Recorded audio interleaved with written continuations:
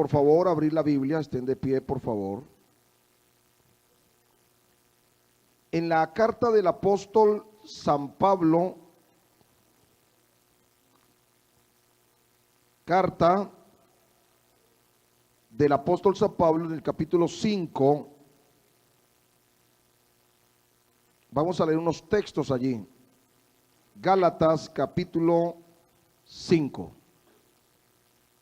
A los hermanos que están en línea, a los amigos allí también, un saludo para ellos, en el nombre del Señor. Vamos a leer desde el verso 19 al verso 22.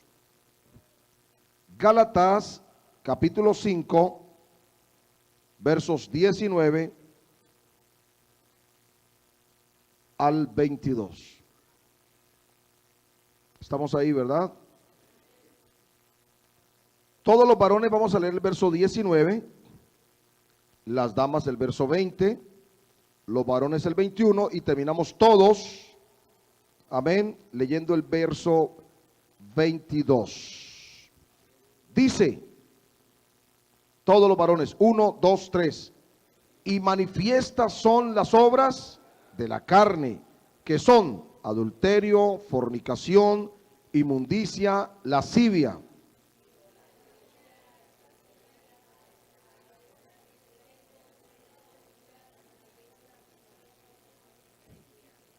envidias, homicidios, borracheras, orgías y cosas semejantes a estas, acerca de las cuales os amonesto, como ya os lo he dicho antes, que los que practican tales cosas no heredarán el reino de Dios. Todos. Mas el fruto del Espíritu es amor, gozo, paz, paciencia, benignidad, bondad, fe. Y yo les regalo lo siguiente: mansedumbre, templanza, y contra tales cosas no hay ley.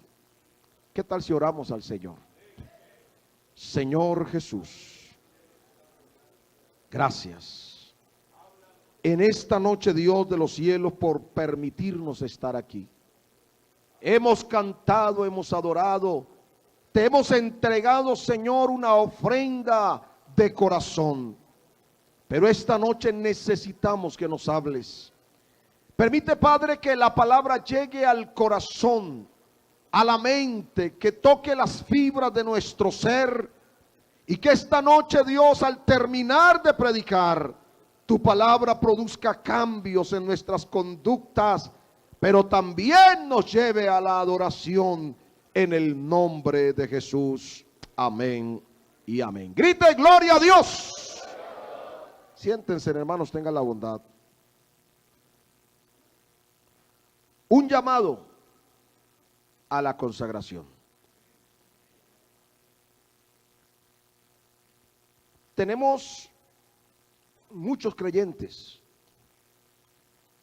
que en algunas ocasiones se quejan diciendo que ser cristiano esto es muy difícil, ¿no? ¿Cierto? Esto es muy difícil. Algunos piensan que casi que es imposible ser cristiano en un mundo como el que estamos. Y muchas cosas que éticamente puede ser que no sean malas, pero de algún modo pueden estar incidiendo en la vida de muchos creyentes. Y es probable que esa incidencia nos esté permitiendo hacer cosas que a Dios no le agradan. Es cierto que el Dios que tenemos es un Dios de misericordia. Bueno, pocos. El Dios que tenemos es un Dios de misericordia, pero también es un Dios de justicia. Cuando miramos a Dios como Él es y como lo presentan las Sagradas Escrituras, nos da un equilibrio. Dios no anda buscando gente para castigar ni para matar. Vamos a descartar ya eso de entrada, ¿no? A veces tenemos una imagen de un Dios que se mantenía con truenos y rayos en las manos como uno de los dioses de la mitología griega, y crecimos con miedos, con temores. No sé si usted quizá escuchó frases como un mal rayo te parta. ¿Se acuerdan? Bueno, aquí no han escuchado eso, David. Eso en Buenaventura nosotros lo escuchamos. Sí, seguí así, verás que un mal rayo te parte. Dios te va a matar. Ese tipo de cosas nos generaron terror. Una imagen negativa del Dios de la Biblia. Y yo lo que encuentro es que el Dios de la Biblia es un Padre amoroso, que sí es cierto que corrige y que disciplina, porque el Padre que ama a sus hijos los disciplina. Pero esto no quiere decir que Dios quiera destruir a su pueblo. Por el contrario, 40 años estuvo detrás de un pueblo rebelde y contradictor, mostrando amor y misericordia. ¿Cuánto más mostrará su gracia y su misericordia para con la iglesia que ha sido redimida con la sangre que Él derramó en el madero de la cruz? ¡Aleluya! El día que Dios escogió a Israel, recuerdan ustedes que lo escogió para que fuera su pueblo. Y uno de los grandes propósitos de esa elección era que Israel fuera separado de los demás pueblos. Israel no podía ser como las naciones circunvecinas. De hecho, cuando estaban cerca para atravesar el Jordán, Dios les recordó la ley otra vez a través de Moisés, diciéndoles: cuando entren a la tierra que Jehová vuestro Dios os da, no participéis de las obras de estas naciones, las cuales yo arrojo de delante de vosotros. Pueblo santo seréis, porque yo Jehová soy santo. Él quería que su pueblo estuviera totalmente alienado de los demás pueblos. Y estas razones eran para guardarlos de la contaminación. Pero todos conocemos la historia. El pueblo de Israel siempre hizo alianzas. El pueblo de Israel siempre se desvió. El pueblo de Israel también hizo impiedades. El pueblo de Israel dejó los principios y los valores que Dios les había establecido en el camino. Y muchos de ellos terminaron en apostasía y en juicio divino. Cuando leemos el libro de Éxodo en el capítulo 13, nos damos cuenta que entonces Dios se inventó, porque Dios sí puede inventar. Y todo lo que Dios hace es bueno. Aunque no alcancemos a comprenderlo, el ser humano cuestiona a Dios porque no entiende. Pero todo lo que hace Dios es bueno. El Señor conoce la condición humana. Adán nos vendió. El peor negocio de la historia lo hizo Adán. Lo crea Dios en un estado de inocencia, sin culpa. Lo coloca en una condición de poder, de autoridad, ¿verdad? La Biblia dice que Dios puso todo bajo sus pies. Adán era el Señor de toda la creación. El Señor le encomendó a él, le puso nombre a todo, vivía tranquilo, relajado en el Edén. Le regala una hermosa esposa. ¿Qué más quería Adán? Tenía todo. Pero frente a la tentación, Adán decidió un hecho cerebral. La razón, amén, más que la emoción. Nosotros hoy criticamos las emociones. Las emociones son parte fundamental de la vida. Sin emociones es imposible vivir, porque sería cualquier cosa menos un ser humano. Hermano, es la emoción. Adore a Dios en espíritu. ¿Cómo vas a adorar a Dios en espíritu? ¿Cómo? Si no puedes separar nada de ti, tú eres un ser integral. Si adoras a Dios en espíritu, quiere decir que lo estás adorando como a Dios le agrada. Pero si lloras, son emociones. Si ríes, son emociones. Si saltas, son emociones. Si aplaudes, todo eso son expresiones de nuestras emociones. Adán pensó, razonó. Permítanme, yo les hago este análisis. Eva fue engañada, ¿verdad? ¿Aló? ¿Me siguen? Satanás le dijo a Eva: el día que ustedes coman de esto, Dios sabe que serán como Él. Lo que pasa es que Dios es un egoísta y no quiere que ustedes sepan como Él sabe. Y eso despertó la curiosidad en Eva. Y vio, ahora sí, ya había visto ese árbol muchas veces, pero ese día lo vio de otra manera. Vio que el árbol era codiciable. ¿Para alcanzar qué? La sabiduría. El pecado de ese día, de ese principio, fue un problema de identidad. Porque lo que llamó la atención es que Satanás le dijo: seréis como Dios. Y Dios no creó al hombre para que fuera como Dios. Dios creó al hombre para que sea ser humano y para que reconozca que por encima de todo hay uno que está sentado en el sillón del universo. Alguien que alabe la gloria de Jesús. Por eso el hombre quiso ser lo que no era. Y todavía sigue el asunto, ¿no? El hombre quiso ser lo que no era. Y en esa condición, téngalo por seguro, cuando Adán comió del fruto, es probable, algunos piensan que Adán estaba trabajando, que la había dejado sola. Yo no sé dónde nos inventamos cosas. Porque lo que dice el texto es que ella comió y le dio a su marido, el cual comió así como ella. O sea que el hombre estaba ahí. Como Adán fue hecho un hombre inteligente. ¿Dónde están los hombres de esta iglesia? ¿Hay un varón por ahí? Como 6 apenas. Uy, a ver, ¿dónde están los varones esta noche? ¿Y dónde están las damas? Gloria a Dios. Todo el que es varón debe portarse como un varón, ¿sí o no? Eso dice la palabra. Entonces, ¿qué pasó? Lo más probable es que mientras Eva comía, imagínense, si Dios le había dado la orden a Adán: el día que de ese árbol comas, te mueres. Vamos a imaginarnos, un ser inteligente mirando a Eva ahí. Comió y Adán mirándola. ¿Qué siente? Nada. No sentí nada, tú normal. Y él esperando que muriera, porque Dios le había dicho que moría. Es probable que Adán, de ver que no pasó nada, él dijo: bueno, pero Dios dijo que de pronto se pierde. ¿Cómo voy a dejarla perder sola? ¿Cierto que sí?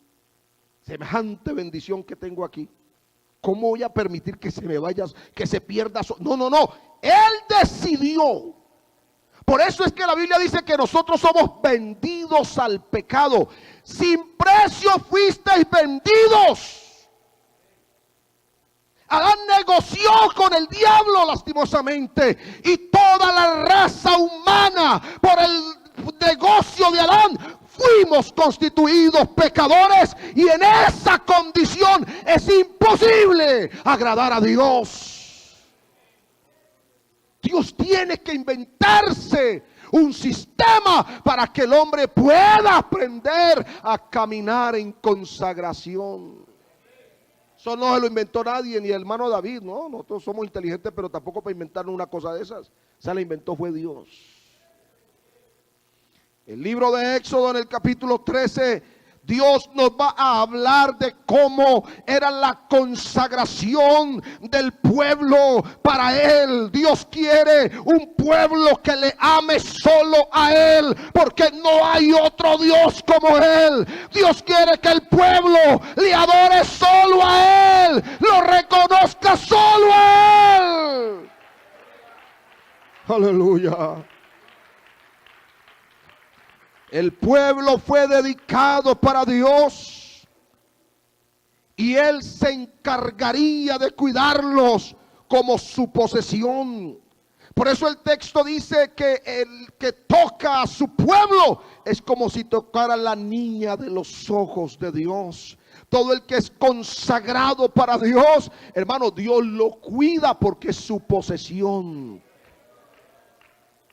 La palabra consagrar significa dedicar, entregar. Oiga eso. ¿Usted nunca ha dedicado algo? ¿No ha guardado algo? Y normalmente lo que nosotros dedicamos o guardamos lo tenemos como algo de supremo valor. Las prendas, ¿cómo llamamos? Argollas, ¿cierto? La gente en el mundo compra sus cadenitas de oro, sus cosas, y las guarda por si de pronto. ¿Usted lo ha notado? Y dicen, no, pues que mejor hay que invertir en oro. Y guardan ahí por si hay una necesidad. Van y las, ¿dónde la guardan? Eso no se pone para que todo el mundo lo vea. Eso se guarda en un lugar específico para cuidarlo, para que nadie lo toque, para que nadie se lo robe, para que no se pierda. Pues lo que ha sido consagrado para Dios, Dios lo cuida para que el diablo no lo toque. Aleluya. ¿No les parece que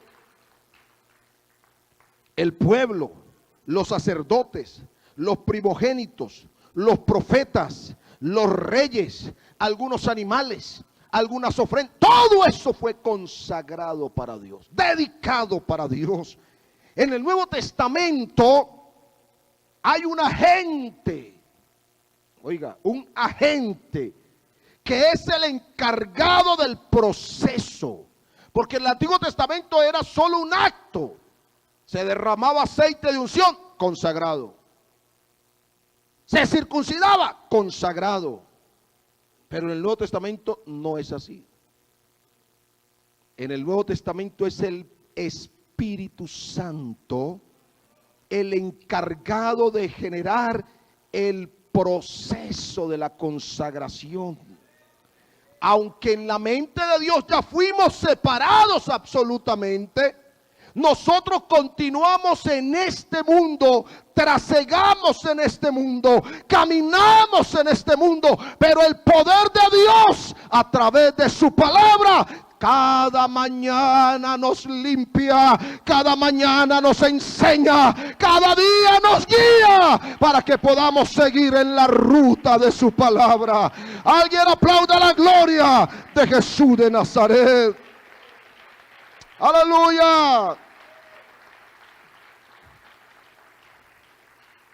Pero esto de que el Espíritu Santo y la palabra son los agentes de la consagración en el Nuevo Testamento tiene que ver con la voluntad del individuo. Yo anoche estaba predicándole a la iglesia y le decía, hermanos, lastimosamente nuestra cultura religiosa nos enseñó, yo me levanté escuchando cosas donde nos presentaban a Dios como un tirano. La doctrina de la predestinación, por ejemplo, fatalista, enseña que un día cualquiera, yo no sé qué estaba haciendo Dios, como que se le iluminó el bombillo y bueno, empezó a mirar todo el mundo que iban a hacer en esta tierra y dijo, bueno, este se salva y este se condena. Y le miró la cara a este se salva y este se condena. Y ellos creen que así funciona la predestinación y eso no es verdad. Aunque la palabra predestinar significa destinar con antelación, no opera en Dios así. Porque la Biblia dice que Dios a todo ser humano le da las mismas oportunidades, a lo menos la de salvación.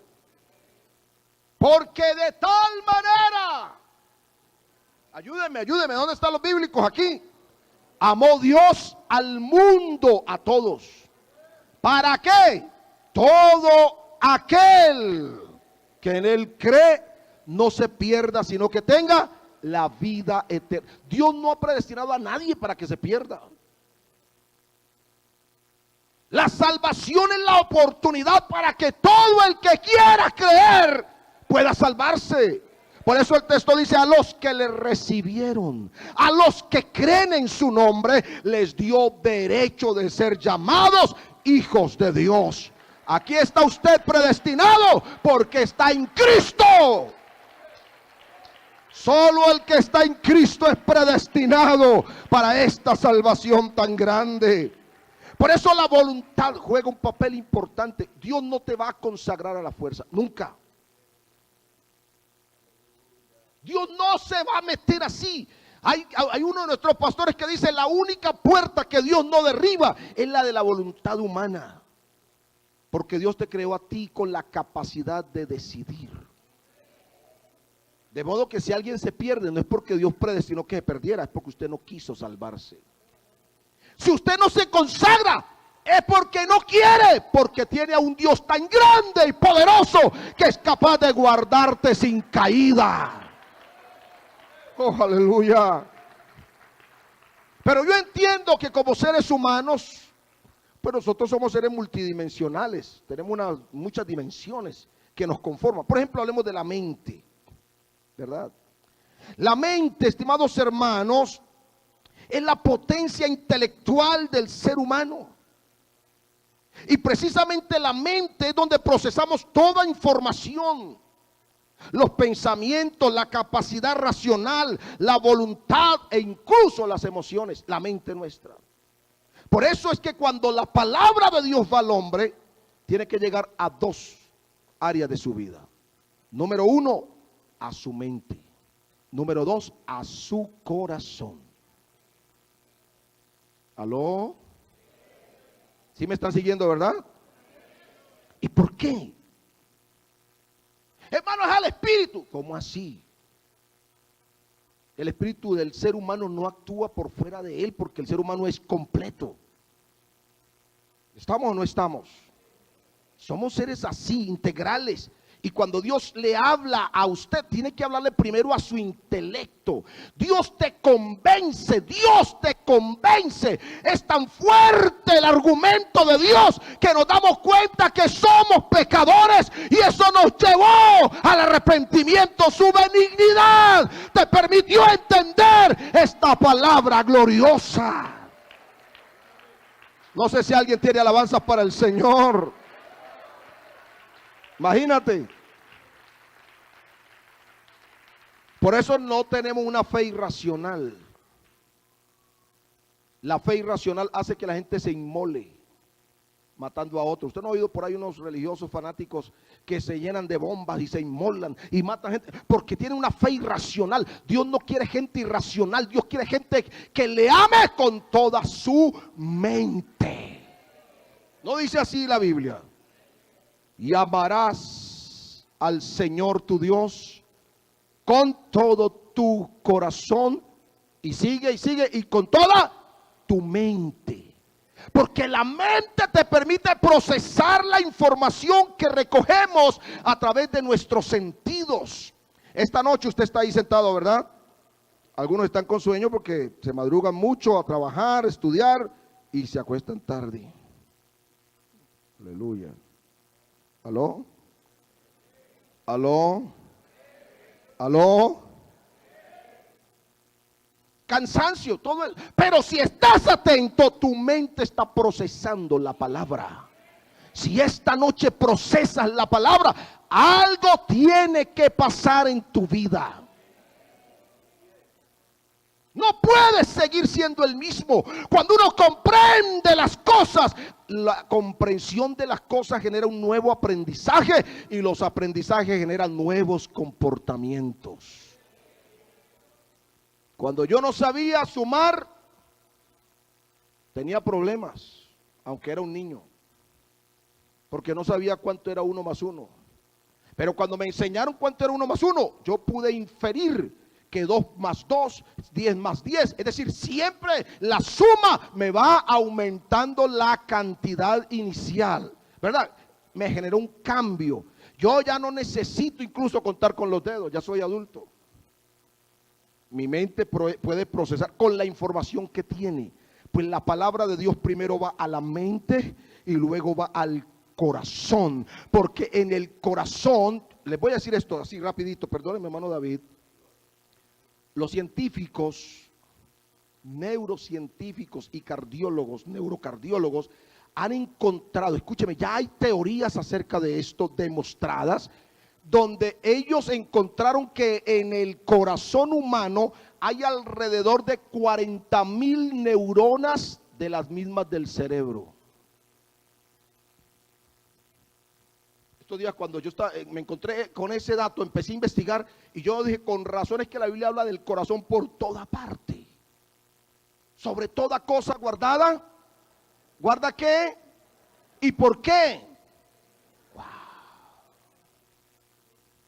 Del corazón salen los malos pensamientos, los homicidios. ¿Por qué Jesús decía? Yo no podía entenderlo. Tenía que darle una interpretación espiritual. Pero después me doy cuenta que es que en el corazón, como hay unas neuronas como las del cerebro, el corazón de una manera tremenda tiene autonomía para enviar mensajes directamente al cerebro como ningún otro órgano. Es decir, que tiene la capacidad de inferir, incluso de incidir en nuestra forma de pensar. Oiga, hermano, ¿ah? Por eso es que la Biblia dice, si creyeres en tu corazón que Jesús es el Señor. Oiga, ¿cuánto damos gloria al Señor? Dame, hijo mío, tu corazón. Qué importante entenderlo. Nuestra mente tiene una cosa que se llama memoria, y allí almacenamos todo lo que percibimos del medio, con sonidos, colores, imágenes. ¿A usted no le pasa que a veces se para por allí y empieza a recordar cosas y la recuerda con lujo de detalles? Oiga, los colores exactos. Uy, eso era una camisa rosada la que tenía el predicador esa noche y una corbata morada. Usted empieza, ¿verdad? Se acuerda de detalles, con olores. Incluso hemos pasado por algún lugar y olemos algo y eso nos recuerda un episodio. Si ustedes ya conocen la loción que utiliza el hermano David, usted no lo ve, pero de pronto vamos a suponer que él pasó por ahí, se metió a la oficina y usted llega y huele a David. ¿Por qué? Porque hay una memoria que identifica un olor característico. ¿Me hago entender? La mente suya es muy importante en el proceso de la consagración. Y usted me dirá, pastor, ¿por qué? Porque nuestros recuerdos pueden ser dolorosos o pueden ser brillantes, pueden ser alegres, pueden ser recuerdos que nos motiven, que nos animen. Dios trabaja con nuestra memoria también. Por eso es que la Biblia dice, acuérdate.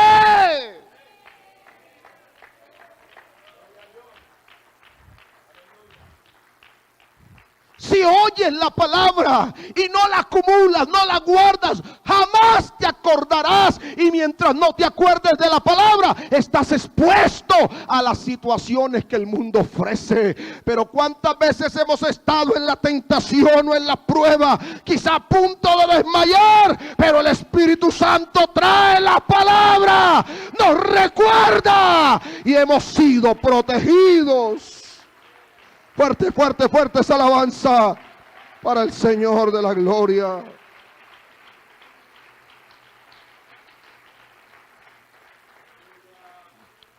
Yo estoy tomando varios elementos porque me interesa que le quede claro a usted. El apóstol Pablo nos va a hablar de un concepto que quizá usted ha oído bastante. El texto que leímos dice: manifiestas son las obras de ¿qué? De la carne. Wow. Pablo es el que va a darle sentido a un término que utilizó mucho y él le llamó la carne. ¿Qué es la carne? Porque es que hay creyentes que dicen, hermano, es que como todos somos pecadores. Si usted es creyente, usted no puede ser un pecador. Es una excusa. Porque usted ya no vive en el pecado. Pecador es el que vive en el pecado. Cristo lo redimió. Ay, Dios mío, como 5. Bendito sea el Señor. Cristo nos redimió de la maldición del pecado y de la muerte. Usted ya no es pecador. No se trate mal. Un hermano orando por allá en algún lugar hace algunos años, de los que le gusta orar a voz en cuello, a mí me gusta. Pero cuando hay gente, yo prefiero guardar silencio, que una vez orando le dice secretos a Dios. ¿Entonces le ha pasado? Cuando uno está por ahí hablando con Dios, uno con el único que se destapa 100% es con Él. Porque sabe que Él lo oye, lo comprende, no lo juzga y lo ayuda. créame. ¿Cuántas veces nos encontramos como, por ejemplo, a veces uno en este ministerio, a veces hay estrés, a veces hay una carga de estrés tremenda? Yo en mis inicios, algunas veces hasta me pasó el pensamiento de renunciar, de entregar, porque yo decía, esto es muy duro. Y me fui una noche de oración y hablé seriamente con él y le dije, bueno, ¿cómo es el asunto aquí pues? ¿Será que me equivoqué entonces de llamado? ¿O usted se equivocó? ¿Cómo es la cosa? Y uno puede hablar con él tranquilo. Si yo lo hubiera hecho los directivos, me han regañado. ¿Qué le pasa? Entonces, ¿usted no fue llamado o qué? ¿Entregue? No, Dios no. Dios me fortaleció aquella noche. Oiga, uno siente la presencia de Dios, la mano de Dios. Al día siguiente me levanté con ánimos de seguir predicando esta palabra, porque el que Dios está con él, oiga, ni el diablo puede derribarlo. Su hermano estaba orando a voz en cuello y decía, Señor, ten misericordia de esta rata inmunda. Un hermano, y llevaba años y así oraba. Señor, ten piedad de este gusano arrastrado. Ese no ha sido redimido o no ha entendido. Cuando usted dice que todos somos pecadores, usted está afrentando a Dios, porque Dios dice que usted ya no es pecador. Y yo le creo a Dios. Pastor, ¿y entonces qué hago con mi conciencia que a veces me acusa? Bueno, vamos a hablar un poquito de eso. Pero usted créale a Dios. Si usted fue llamado por Dios, si usted fue perdonado, si usted fue santificado, si el nombre de Jesús fue invocado, usted ya no puede seguir siendo un pecador. Ahora somos hijos de Dios. Oh, aleluya. ¿Alguien lo puede creer esta noche?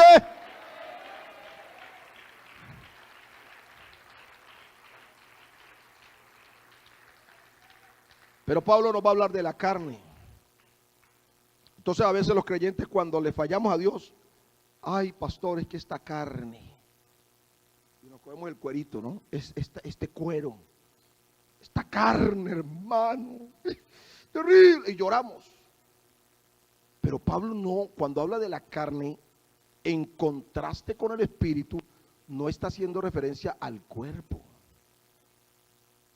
Los filósofos griegos se inventaron una teoría, bueno, algunos, una corriente de ellos, donde ellos dividían al ser humano en dos partes, una espiritual y una material, muy parecido a lo que nosotros creemos.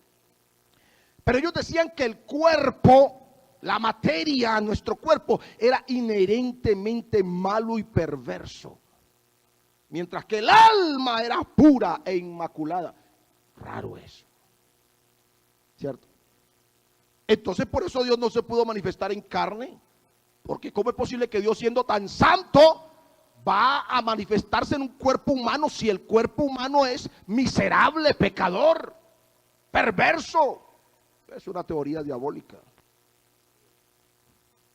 Porque Dios sí se manifestó en carne. ¿Y por qué? Porque el cuerpo del ser humano es un cuerpo natural.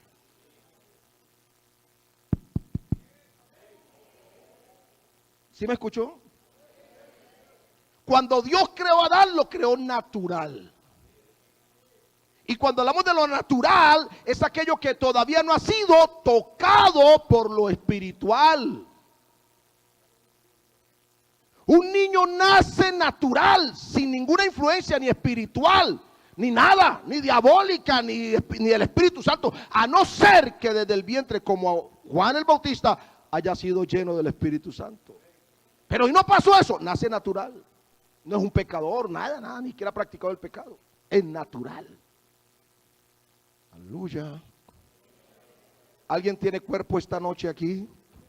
A ver, todos los que tienen cuerpo levanten la mano.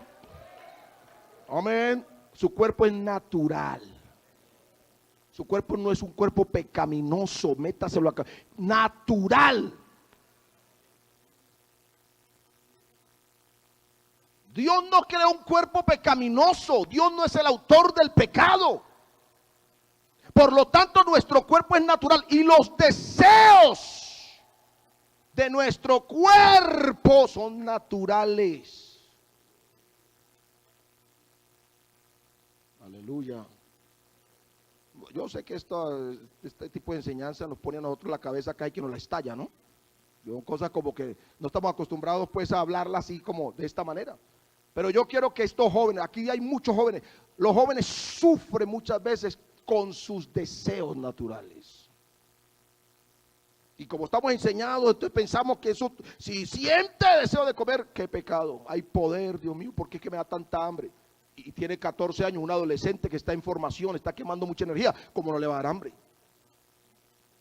Pero hermano, es que a mí me han hablado de la glotonería y eso es pecado. Eso sí es pecado. Pero eso depende. Incluso el tipo de trabajo que tú tengas, las actividades que desempeñes. Las pulsiones sexuales. Ay, bendito. Hablo con los adolescentes, los jóvenes y los adultos, incluyendo los ancianos. No meto a los niños para que ellos no me escuchen, pero también, ¿alguna vez en su vida usted ha sentido pulsión sexual? Es deseo sexual. ¿Ha sentido el deseo sexual? No me responda, no me responda. Pero ¿alguna vez usted ha sentido el deseo sexual? Kennedy, no me va a responder.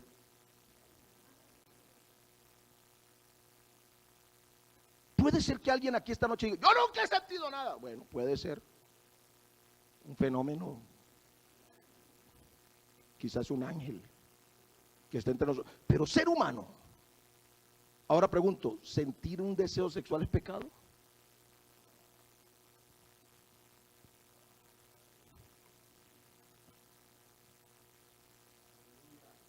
¿Hasta qué hora vamos, hermano David? Yo tengo que irme aquí a las 9, así que bueno, ¿es pecado o no es pecado? Le voy a hacer una, para que, o sea, solamente, esto es muy amplio y a mí no me llamaron a enseñar doctrina, me llamaron a hablar sobre la consagración, pero es que esto es parte del proceso. Si usted lo logra comprender, hermano, de aquí usted tiene que salir así, mire, vea, gloria a Dios.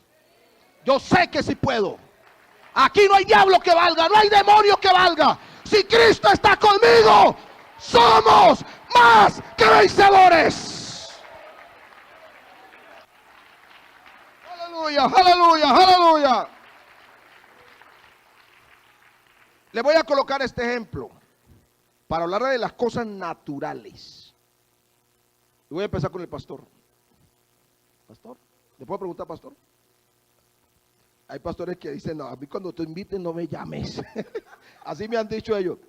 Pero esta mañana cuando usted se levantó, ¿cuántas respiraciones programó para hoy? No las tengo en cuenta. ¿Las respiraciones? Las respiraciones. No las conté. Él no alcanzó a contarlas. Para que usted vean los de acá.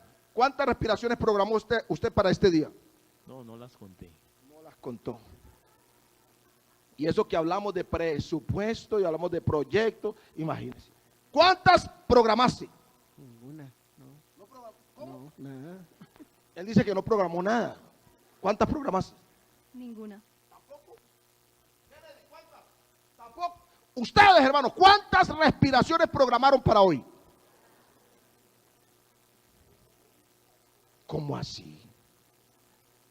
Una hermana me dijo, yo programé 150,000 para el día. ¡Wow! Yo dije, vea pues, increíble, ¿cierto? Eso no se programa, eso fluye naturalmente.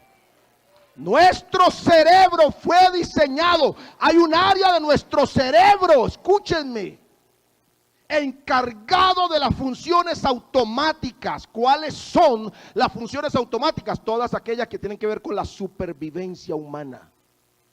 Entonces, para usted respirar, usted no necesita cuántas respiraciones necesito hoy. Usted ni piensa en eso. Usted solamente respira. Su cerebro manda la orden, pulmones, corazón, sistema sanguíneo, todo automático. Usted no programa eso.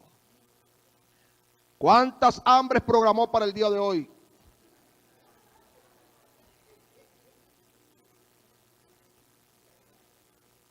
Él dice que esas sí los programó. ¿Cuántas? Eso sí lo programa. ¿Cuántas? Como 20. Dice que programó como 20 hambres.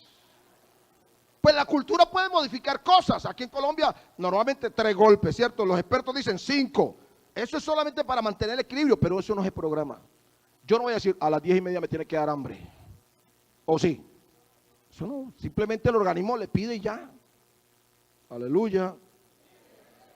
¿Cuántas programas, cuántas veces de deseo sexual programas? Yo creo que a las 10 de la mañana me va a dar ganas de tener sexo. ¿Usted programa eso? Es natural.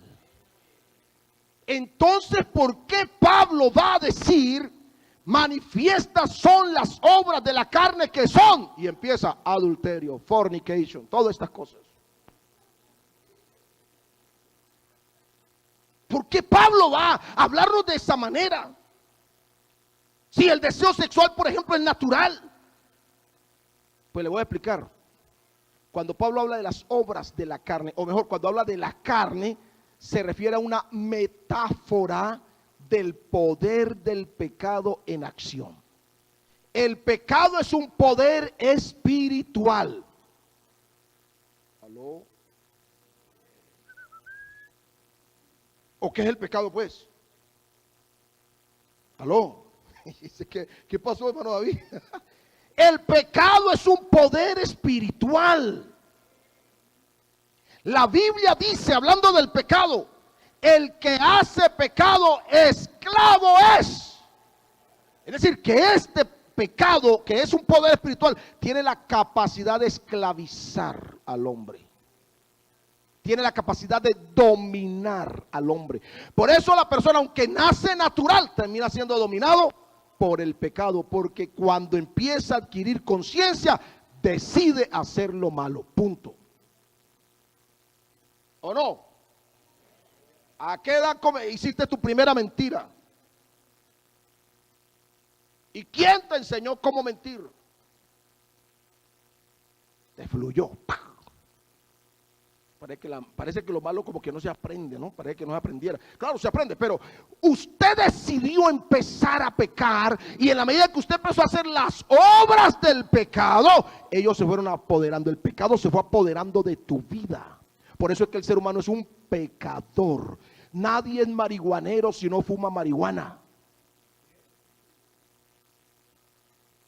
Y yo siempre coloco este ejemplo. ¿Cómo es que es tu nombre, hermano? Discúlpame. Anderson y el hermano Diego, los dos están en la universidad, son compañeros.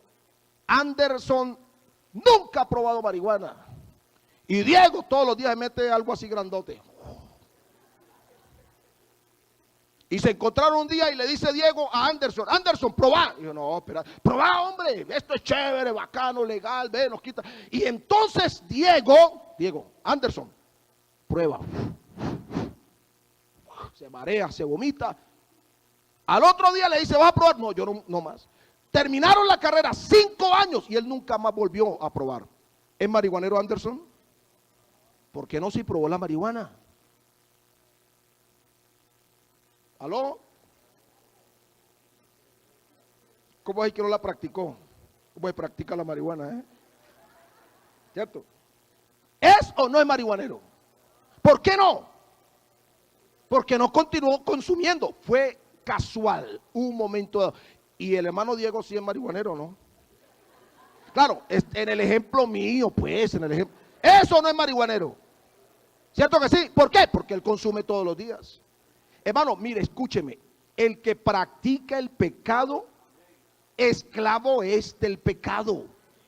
Y el que es esclavo del pecado, el pecado se muestra en las acciones humanas.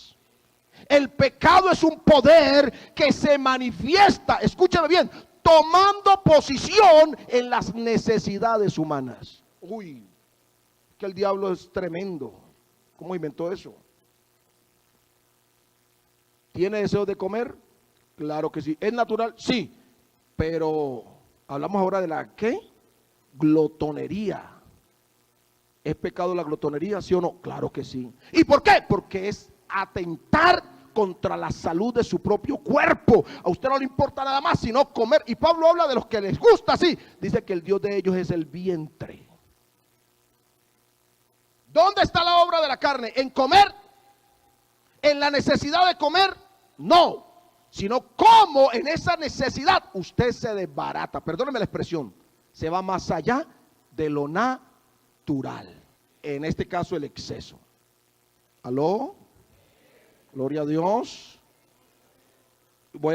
Yo hablo del sexo porque creo que es lo más claro que nos puede ayudar. Pulsión sexual, deseo sexual, natural, sí señor. Todo el mundo, pero ¿hacia dónde orientas ese deseo? ¿A la esposa del hermano? Uy. ¿Al marido de la hermana? Allí ya es otro problema. Porque aunque el deseo es natural, hacia donde lo orientas no es natural. Eso es lo que la Biblia llama adulterio. El que mira para codiciar ya adulteró. Y escúcheme bien, encabeza la lista de los pecados la fornicación y por ende el adulterio. Tener sexo con una persona que es mi pareja, mi esposa legalmente delante de Dios y de los hombres es natural. Tener sexo con una persona que no es mi esposa delante de Dios ni de los hombres es fornicación y es adulterio, son obras de la carne. ¿Y por qué? Porque aunque es un acto sexual natural, la manera, la forma, la orientación, el fin no es el mismo.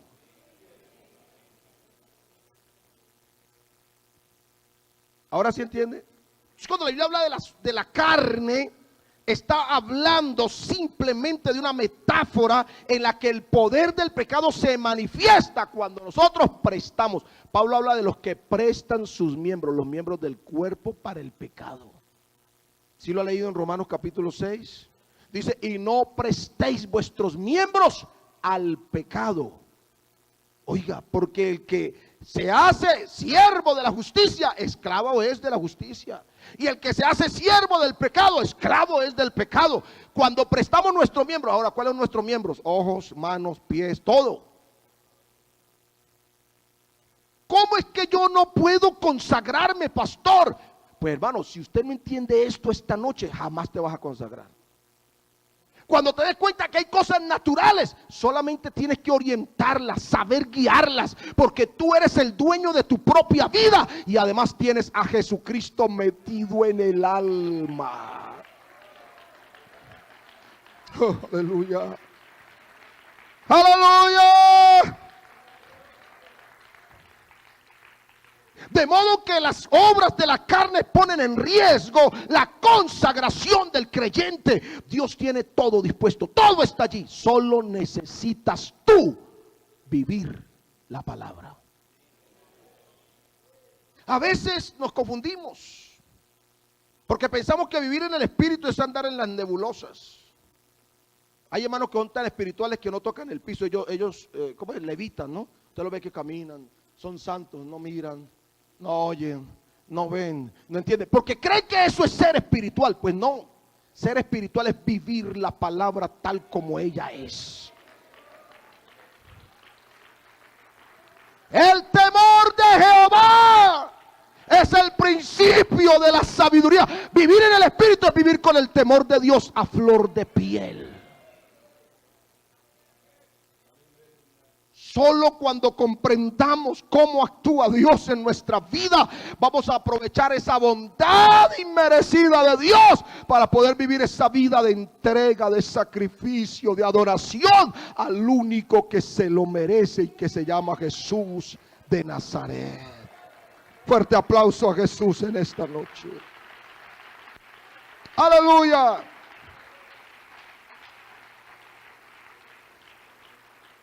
Y quiero ir redondeando la idea. Escúcheme, esto de las obras de la carne, esto es tan serio, hermano, que el apóstol Pablo clasifica en 4 grupos las obras de la carne. En 4 grupos. Número 1, los pecados sensuales. Escúcheme, estas obras que utilizan los miembros del cuerpo, según Romanos capítulo 6, verso 12 al 13, utilizan los miembros del cuerpo, amén, afectan todas las áreas del ser humano. Todas. Por eso es que el pecado es una desgracia. El pecado es destructivo. El pecado es miseria. Por eso es que Jesucristo llevó sobre sí nuestros pecados. Él no vino a resolver otras cosas, aunque Él tiene poder para hacerlo. Nosotros creemos que Dios está obligado a sanar a la gente. ¿Quién dijo eso? Y aunque la Biblia dice que por su llaga fuimos curados, sí es verdad. Pero no siempre Dios cura.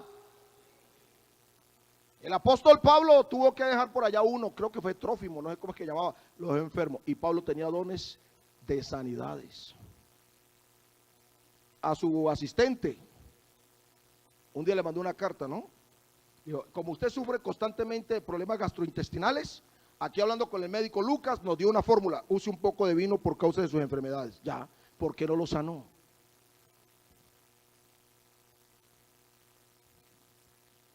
¿Me están siguiendo la idea, verdad? Dios no está obligado, aunque tiene todo poder para hacerlo. Entonces no, Dios se glorifica aún en la enfermedad del ser humano. Sea que vivamos, sea que muramos, del Señor somos. Sino que aquí a nosotros nos gusta la vida, claro. El domingo pasado yo estaba en Bogotá y me escribe un hermano y me dice, un hermano que tenemos allí que lastimosamente pues ha venido con una situación, le salió un tumor en una parte del cerebro casi que imposible de operar. Eso ha sido una cosa complicada, hemos orado, ha venido una serie de procesos clínicos, y es una cosa tremenda. Pero oiga, hermano, algo pasó esta semana anterior. Lo llevaron a practicarle unos exámenes y los médicos aterrados cuando empiezan a verificar que ese cáncer que tenía allí había desaparecido. Una cosa extraordinaria, estamos felices. Claro que sí, porque Dios es fiel. Pero ¿y si no lo sana? ¿Será que deja de ser fiel? Sigue siendo fiel, así no sane. Entonces yo le digo a los hermanos, a veces nosotros somos raros, ¿no? Nos gustan esas cosas. Si aquí se nos levanta un paralítico y empieza a brincar, aquí esto se cae. Todo el mundo, ay, usted ya sabe, hablamos en lengua, brincamos, saltamos, lloramos. Hermano, ¡qué milagro! Pero se arrepiente una persona y la gente dice, bueno, gracias, pasaron 3 al altar, debieron pasar 20. Usted sabe cuánto más valor tiene una persona que se entrega a Jesucristo que un milagro de sanidad. Porque Dios aquí ha sanado a mucha gente. Yo era pastor en Mariano Ramos y el Señor sanó gente de cáncer y de sida allí. Y después de que Dios los sana, siguen en su rumba. Sí, eso milagro está bien, pero ¿por qué nos sorprendemos de eso? Sorprendámonos y demos gloria a Dios cuando una persona se arrepiente porque se está salvando un alma. Aleluya. Hable lengua, brinque, salte, adore a Dios cuando una persona, porque aquí en los cielos sí hay fiesta. No hay fiesta en los cielos por un cáncer que se sana. No hay fiesta en los cielos por un paralítico que se levante. Hay fiesta en los cielos cuando un pecador se arrepiente. Y la iglesia hacemos fiesta por un milagro de sanidad, pero no hacemos fiesta por una persona que se bautiza. Hermano, es importante cuadrar las cosas. Oh, cuánto damos gloria a Dios. De modo que los pecados sensuales recorren la escala, escúcheme, desde la fornicación, pasando por la inmundicia, la lascivia, el adulterio y todo lo que tiene que ver con la porneia. Actos sexuales inmorales. Eso lo está mencionando Pablo aquí. Las obras de la carne, él las clasifica. Primero, pecados sensuales. ¿Por qué los pecados sensuales? Porque se aprovecha de nuestra naturaleza, de nuestras necesidades, cuando tú le abres la puerta. Porque si Dios está contigo, nadie contra ti. Y dice el Señor, y si en las puertas del infierno se nos paran al frente, las derribamos porque vamos para adelante. Pero si me caigo, es problema mío. Soy yo el que le estoy abriendo la puerta. La consagración no solamente es un acto soberano de Dios, sino que también es un acto de la voluntad humana. Señor, yo quiero. Si tú me lo ofreces, yo lo quiero. Y voy a vivir para ti. Hay que, con la ayuda del Señor, aprender a decir no. Novios inconversos, novias inconversas, que una cosa que la otra, y nos estamos metiendo en problemas y luego venimos aquí. Incluso hay gente que viene hasta después endemoniada. Pastor, ayúdame que un demonio me atormenta. ¿Cómo? ¿Por qué? Porque tú abriste la puerta. Pero esta noche, el Dios que se hizo carne y que fue hasta lo alto del Gólgota y que derramó hasta la última gota de su sangre, que fue sacrificado en debilidad, pero que resucitó en poder. Hoy Él está aquí para extenderle la mano a alguien y levantarlo del polvo para hacerlo sentar con los príncipes de su pueblo.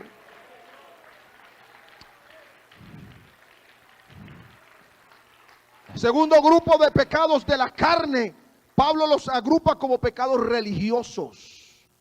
Los pecados religiosos, escúchenme, son tan tremendos porque es que las obras de la carne, repito, afectan todo el ser. En este caso el área espiritual y de la fe. Por ejemplo, Pablo nos va a hablar de la idolatría. La idolatría es la devoción a cualquier clase de ídolo, un cantante, una mujer, un fetiche, otro Dios. Y hay creyentes que no adoran un ídolo físico, pero tienen una cantidad de ídolos en el corazón. Me van a perdonar. Hay que amar a la mamá, pero no hay que idolatrar a la mamá. Hay que amar a la pareja, a la esposa, al marido, pero no hay que idolatrarlo. Hay que amar a los hijos, amarlos con todo el alma, pero no idolatrarlos. Porque cuando tú permites que tu esposa, tu marido, tu mamá, tu hijo, cualquiera ocupe el lugar de Cristo en el corazón, ahí hay una puerta abierta para muchas otras cosas. Por eso empieza Pablo hablando de esos pecados religiosos desde la perspectiva de la idolatría. Luego habla de las hechicerías, de todo lo que tiene que ver con el ocultismo. Porque hay creyentes que todavía leen el tarot, el horóscopo. Para los nacidos entre el 25 y el 26 de enero. Hoy estamos aquí a 27. Entre el 26 y el 27 de enero. Color predilecto, el rojo. ¿Cierto? Número de suerte, 666. Y hay creyentes que todavía creen en esas cosas. Hay quienes tienen la mata de sábila detrás de la puerta todavía. Uno va a la casa de los hermanos, ay, viene el pastor, quiten la mata.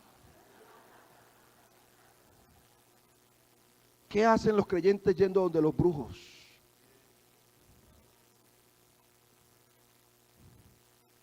Eso indica que usted no ha entendido la grandeza del llamamiento de Dios para su vida.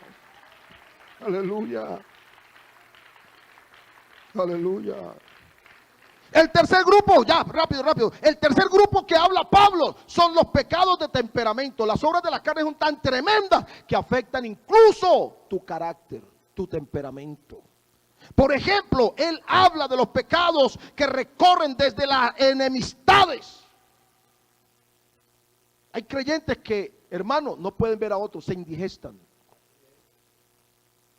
Y usted lo ve que van a la misma iglesia, pero ni siquiera se pueden ver. De verdad. Y usted lo ve, perdónenme esta expresión, me acuerdo de mi pastor Manuel Mosquera, bien caripelados, disque cenando y con una enemistad en el corazón. Hermano, es que yo no lo puedo ver, a mí me indigesta, y es que y hablando mal de su propio hermano en Cristo Jesús. Pablo va a decir que eso es una obra de la carne. ¿Cómo te vas a consagrar si tienes rencor en el corazón? ¿Cómo te vas a consagrar si dentro de ti mismo no hay empatía para otros? Hay un hermano que fracasa, que cae, que el pecado lo arrastró, y salimos así con corazón así diciendo, oh, yo sí sabía, no servía para nada. ¿Cómo? La Biblia dice, teme, porque tú estás en la misma condición. El que cree estar firme, mire bien, que no caiga. Si tu hermano cayó, ora por él, ten misericordia, extiéndele la mano, ayúdalo a levantar. La consagración a Dios implica ser como Dios, tener el carácter de Cristo en mi vida. Jesús dijo: el que a mí viene, yo no le echo fuera. ¿Por qué tú sí? Pablo sigue hablando de estos pecados de temperamento, hablando de los pleitos. Los pleitos nacen de las disputas nacidas del egoísmo. Habla de las disensiones o divisiones, de las herejías, de las envidias, de los homicidios. No solamente homicidios físicos, sino esos que hacemos con la lengua. Oiga, qué problema en la iglesia del siglo XXI. Claro que yo no creo que eso ocurra, nunca he oído nada, y aquí no he oído nada. Pero la iglesia, la mayoría de las iglesias, todas las demás iglesias, menos esta, ¿qué problema con el chisme? Con el, perdónenme hablarlo así, con el bochinche, hermano. Y usted ve los hermanos hablando y murmurando y hablan de todo el mundo, no le sostienen nada a nadie. Pues el chisme es un pecado gravísimo delante de Dios. Es como si fuera un homicidio. En otra ocasión traeremos los versículos. Ya terminé, hermano David, tranquilo. Y número 4, pecados de vicios. Eso es tremendo, hermano. Mire todo lo que usted se expone si usted no permite que el Espíritu de Dios le guíe. Si usted no vive la palabra, usted no podrá consagrarse y el pecado va tomando posición en la vida nuestra. Mire, escúcheme esto. Pablo habla de borracheras. Las borracheras en el texto griego implican los festines con excesos donde se desatan pasiones y desenfrenos. Amén. Y Pablo le da un carácter de grave a esto cuando dice: y cosas semejantes a estas. Y cosas que nosotros ni siquiera sabemos que existen. Pero hay hermanos que las conocen bien. Todas estas cosas, hermanos, dañan el proceso de la consagración cuando tú no te dejas guiar por el poder de la palabra de Dios. Cada vez que se predica la palabra, cualquiera sea el predicador, porque a veces menospreciamos los predicadores. Yo anoche le decía a la iglesia, yo a veces me aterro, hermano David. Yo me he preparado unos señores sermones evangelísticos, por ejemplo. Y uno mismo, yo creo, hermano David también, a David le pasa, nosotros, yo lo llamo David. A David le pasa eso, uno se pone a preparar, a veces hasta en ayuno, en oración. Por ahí uno está preparando el sermón y uno hasta siente, gloria a Dios. Y cuando lo predica, normal. ¿Cierto? La gente, no, qué buena palabra, ya, así como están ustedes ahí tranquilitos. ¿Cierto? Pero llega un hermanito, hermano, con 3 noticas y mal escritas, y se para a predicar, no tiene cara de nada, pero empieza a hablar, a veces atropellando al castellano, pero el poder de Dios opera milagros en los oyentes.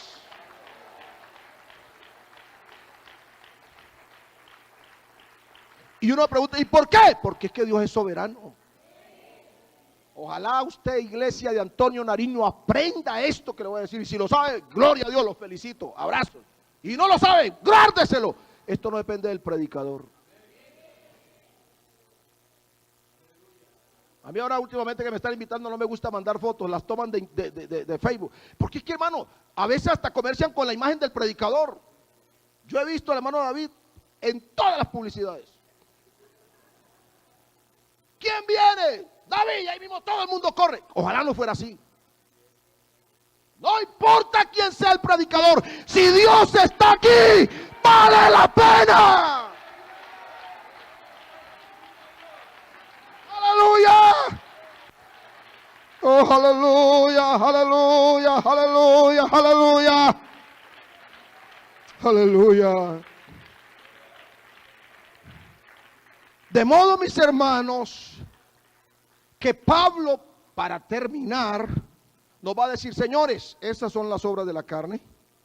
Recuerde que la carne es la manifestación del pecado, es el pecado, el poder del pecado en acción. Recuerde que las obras de la carne se aprovechan de nuestras necesidades fisiológicas y utilizan nuestros miembros. Porque usted, para pecar, necesita el cuerpo. Amén, el cuerpo es natural. cuando la Biblia habla del pecado, del cuerpo del pecado, es una metáfora haciendo referencia precisamente a la carne. Pero luego habla del cuerpo mortal, ese es el natural que Dios nos dio a todos. Amén. Entonces, ojo, para pecar se necesita prestar el cuerpo, prestar su mente, prestar sus ojos, todo. Entonces Pablo nos va a decir, señores, frente a todo eso que hemos visto, aquí hay otra cosa contra la que no hay ninguna ley. Ni la ley del pecado, ni la ley de Moisés. No vale nada. Esto es superior. El que le permite al Espíritu de Dios y a la palabra consagrarlo, oiga, empieza a producir una cosa. Eso no es el esfuerzo suyo. Cuando la Biblia dice que el fruto del Espíritu es amor, aunque Dios nos ordena amar, ese fruto no lo haces tú, eso sale de adentro. Porque cuando la palabra de Dios se posiciona en tu vida, el Espíritu Santo aviva esa palabra y empieza a producir amor, gozo, paz, paciencia, benignidad, bondad, fe, mansedumbre, templanza. Eso es consagración.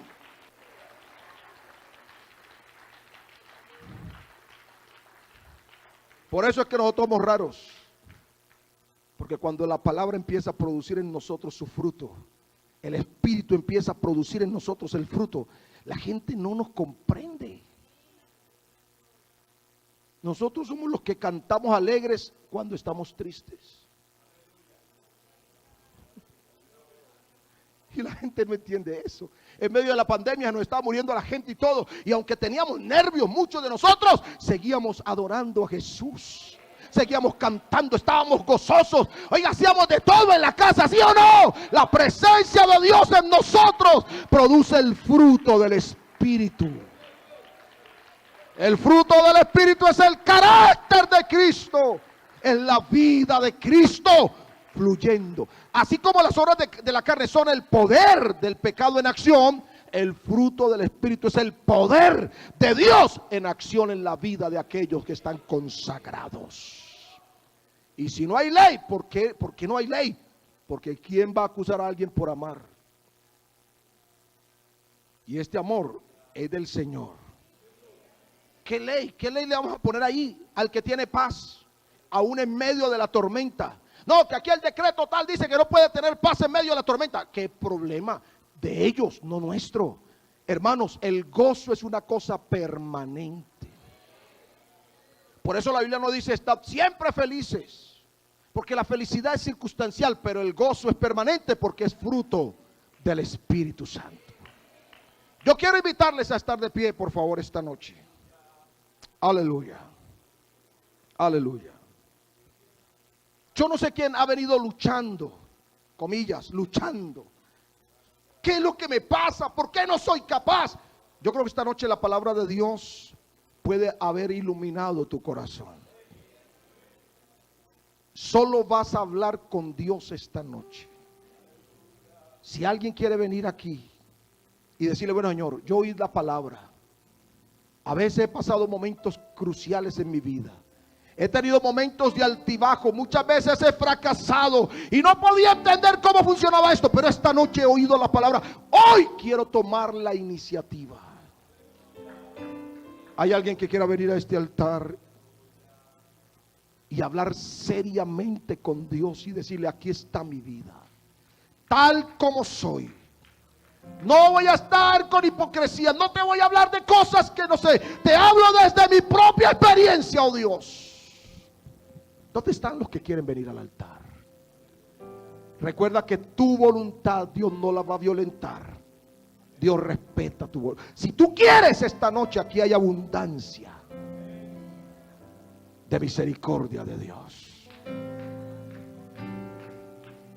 ¿Alguien más quiere venir acá a este altar? Vamos a orar a Dios esta noche. Hay cosas que a nosotros nos toca dejar, pero hay cosas que necesitamos que el Espíritu Santo corte hoy en nuestra vida. ¿Hay alguien que necesite más? Empiece levantando sus manos. Y yo quiero que se escuche un clamor esta noche de toda la iglesia pidiendo a Dios que nos permita vivir en su presencia, como lo dice su palabra. Que a partir de hoy, hermano, esto de la consagración sea un camino expedito por el poder de Jesucristo. Soberano Señor, esta noche yo invoco tu nombre, oh Dios, sobre cada persona que ha oído tu palabra. Yo te pido que el Espíritu Santo, Señor, se meta en la necesidad de cada uno. Señor, que trates con la vida y el corazón. Rompe toda ligadura. Si el pecado ha tomado posición en la vida de alguien, esta noche te pido, Señor, que rompas esa ligadura. Si las obras de la carne están dominando el corazón de alguien, Señor, solo el poder de tu palabra puede cortar en esta noche. Por favor, bendícenos. Por favor, ayúdanos. Por favor, extiende tu mano poderosa. Yo declaro por la fe esta noche libertad y liberación sobre cada persona. Oh sí, Señor bendito, porque tú vives para siempre.